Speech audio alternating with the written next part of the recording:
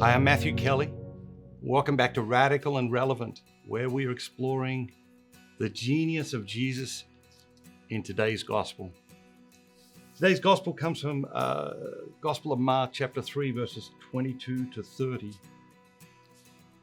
And the scribes who came down from Jerusalem said, "He is possessed by Beelzebul, and by the prince of the demons he casts out the demons."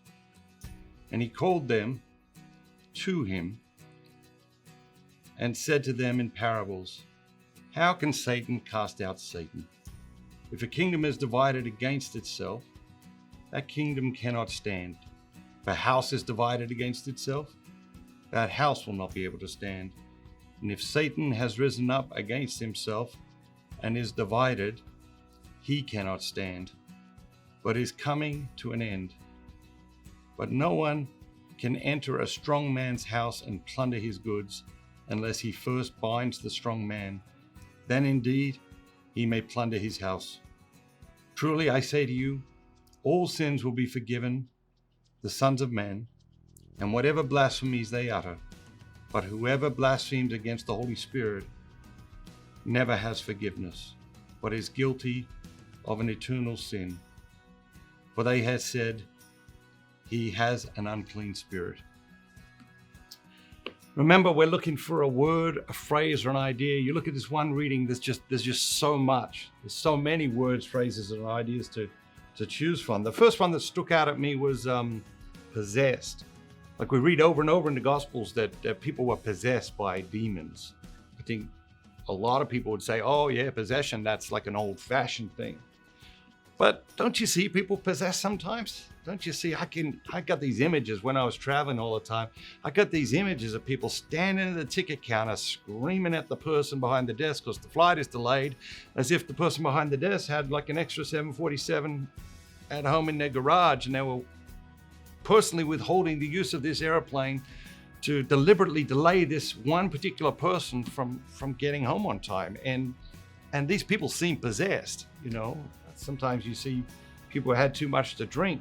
They also take on the look, the feel of someone who is possessed. And you lose your temper, or you see someone else lose their temper, and you see, okay, well, this is a sort of a possession. So I think it's dangerous to cast this stuff off as, oh, that's old-fashioned, that doesn't happen anymore. I don't believe that's true. Another fascinating phrase here today is, if a kingdom is divided against itself, or if a house is divided against itself. And I think it's a good reflection for us to look at, how are you divided against yourself? How are you working against yourself? There's a phrase, a cliche really, you know, you're your own worst enemy, or sometimes people will say it about themselves, I'm my own worst enemy. What does that mean? It means I'm divided against myself. Maybe today is an invitation to examine, how am I divided against myself? And then at the end of the reading, you just sort of, this piece is just sort of added on there about all of people's sins will be forgiven, except if you blaspheme against the Holy Spirit. No, that's an eternal sin. And you know, we could spend the rest of the year analyzing what is blasphemy against the Holy Spirit, but let's do something different. Let's look at the opposite. Rather than get caught all of that, and what is the opposite of blaspheming against the Holy Spirit?